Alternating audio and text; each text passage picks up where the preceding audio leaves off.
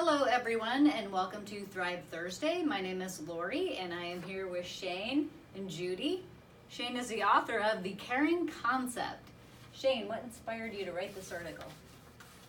Well, I think I was going through a week or a couple weeks of my life where I was I don't know if forcing is the right word, forcing myself to do things, or at least continue to do things, and I wasn't invested in them at all. I didn't feel like I wanted to be doing them, and it wasn't about a discipline thing. Like I was forcing myself to do something because I just needed to get better at doing it.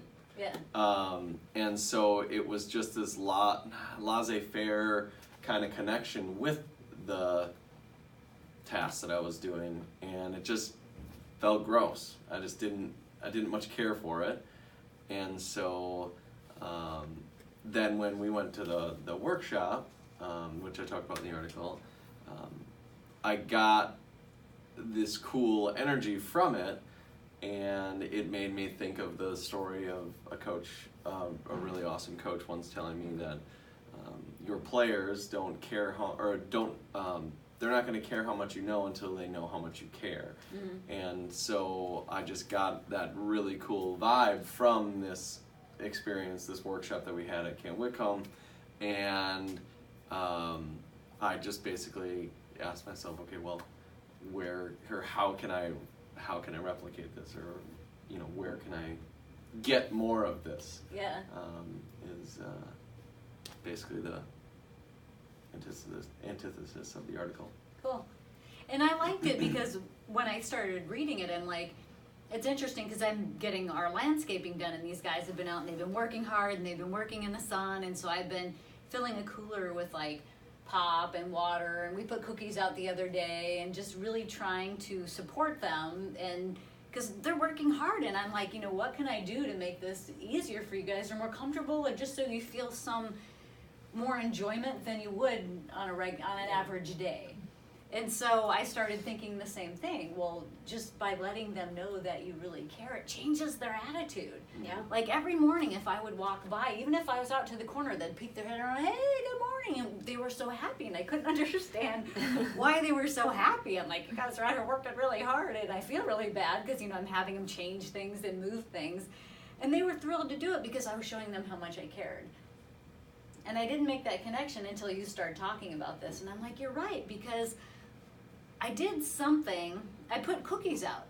And so I was yelling at the guy, and I'm like, Elliot, I put some cookies out. And he's like, thank you. And he was just so appreciative. And I'm like, they're just cookies. And I couldn't understand that, his overwhelming response over these cookies. But he just understood how much I cared, and that's where his response was coming from.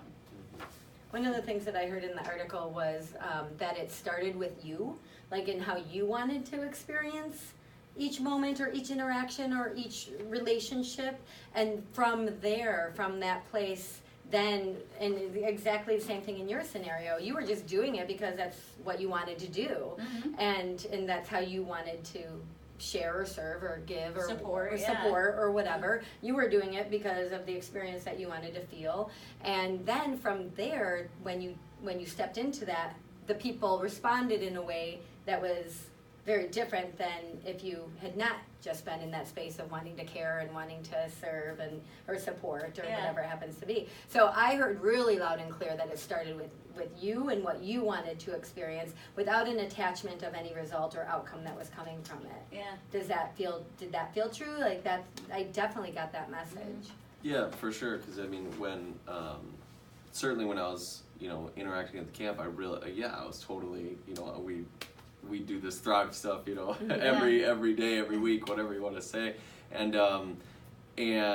yeah, it's awesome. I love it. And so and also when I'm coaching volleyball, when I'm coaching volleyball, I love this stuff. Mm-hmm. I love the team aspect. I love the game itself, and so I am really invested in it, I guess, or I really care about it, and so to see that come back is really, really cool. And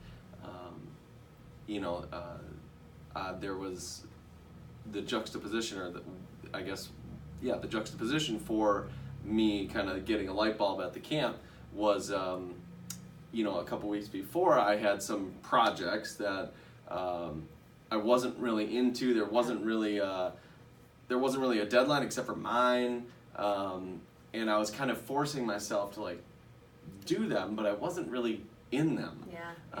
And even sometimes when I'm home with my kids, I'm like, oh, I could be like furthering my career. I could be doing this other thing that would help me do this, and it's just like I didn't like being there because I wasn't actually there. Yeah.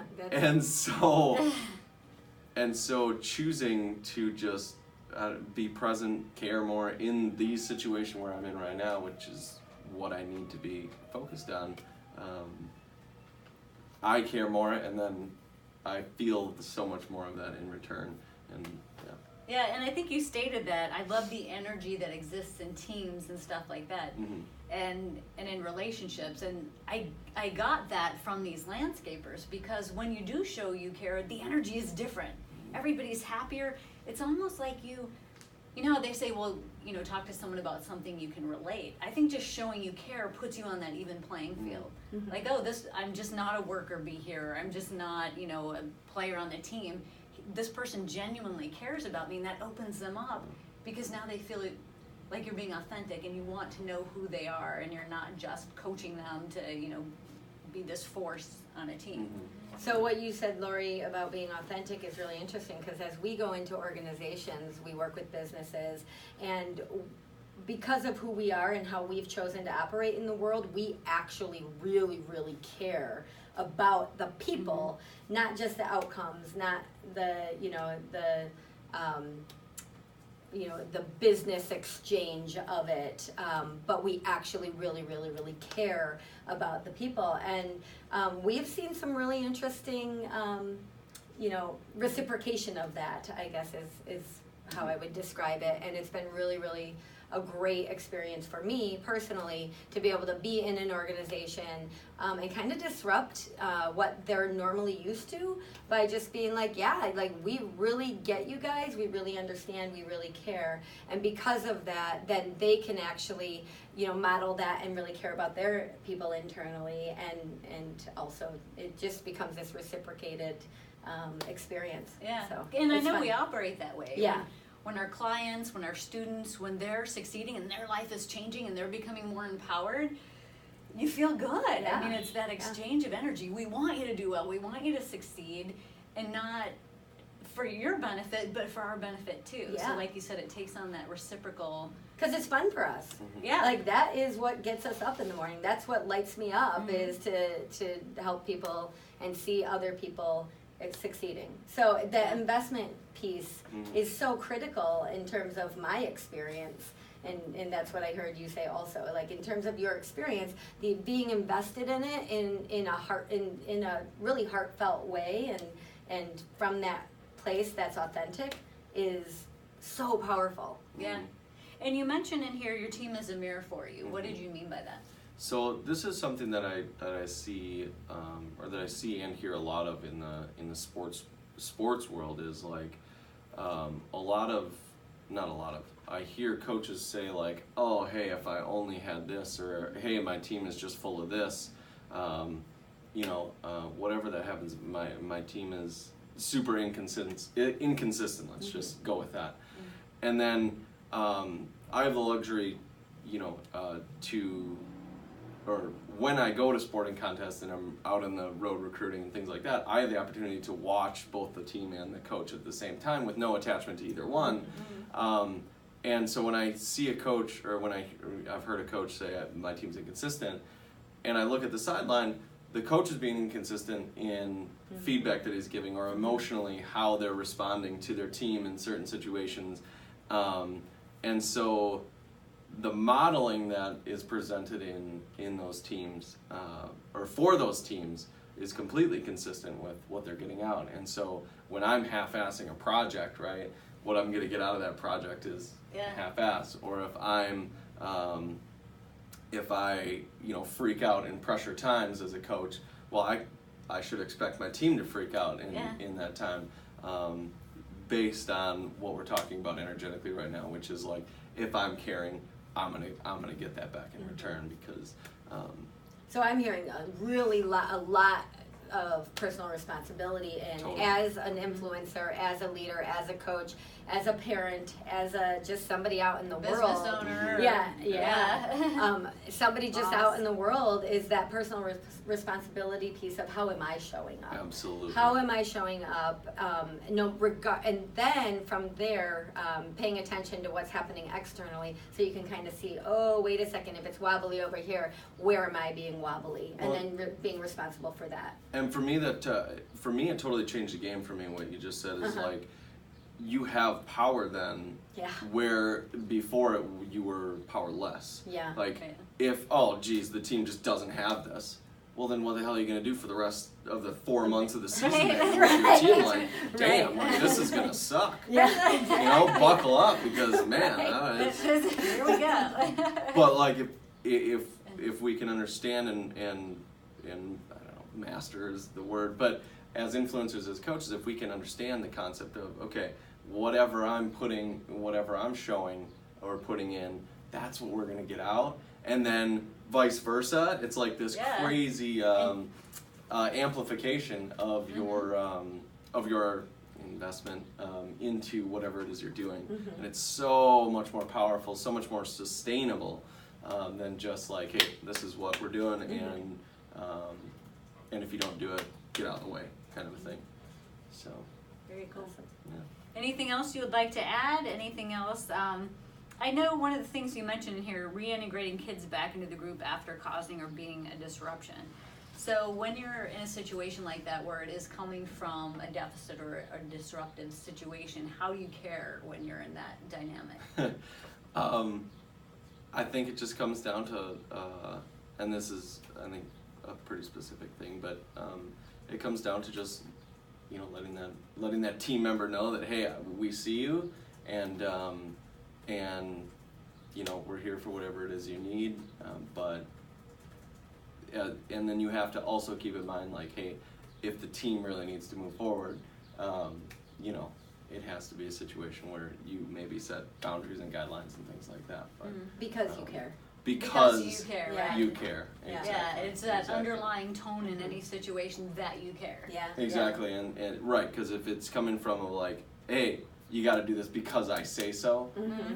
Come on, we've all Yeah. heard that Yeah. before. And Yeah. what the heck was your initial response? Was, okay, dude, see you later. Yeah. Right? At least that's what I would say to me. Yeah, right, yeah. I get it. But yeah, that's basically it. It's just being aware of your investment in whatever it is you're doing, and you know, and understanding that you're going to get back kind of what you put out there. So. And I even like the aspect of evaluating that. Like, do I care enough to make an investment in this? Totally. Like, if I'm here and I can't care, should I be doing something else? That's a really cool. So it's the opposite. perspective. Yeah. Yeah. Like, should I be here at all? Right, Yeah. because I don't Yeah. think I can muster up enough to care about any of this. So Totally. is this Yeah. relevant for me to be in this right now? Or, That's the or is there a way? discernment. Yeah. Yeah, the or- discernment piece of do I stay in it, and Or do it am I differently, being or- toxic because Right. I know that I really shouldn't be here right Yeah. now because I can't muster up the, and then Yeah. there's the choice in, okay, do I leave then? Yeah. Or do I not do this particular task? And it just brought up businesses to me, Yeah. because how many employees are out there, especially when I read about, engaged employees and the percentage is so low. It's like, wow, a lot of companies out there are operating from that. Sure. Where there are a lot of people who just don't care. And Yeah. yeah, interesting. Well, thank you. Thank you for writing the article. I appreciate it. It meant a lot to me and what I'm experiencing in my life right now. Is there anything else you would like for our viewers to take away? I don't think so. Judy? Awesome. No, I just, again, the loving or the modeling component of showing up the way that you want to show up is, to me, is the strongest message in this. Take personal responsibility for you and how you want to show up, because it matters. Beautiful. Thank you, Judy. Thank you, Shane. Thank you. Thank you for joining us today. If you like what you heard, we provide classes where you can dive deeper and learn more about how to navigate life in situations like this, or how to care more.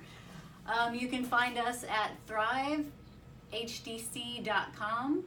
we have what we call human progress training coming up, as well as human progress training for teens. Those both start in June. You can find out further information on our website. Thanks. Bye. Bye bye. Mhm.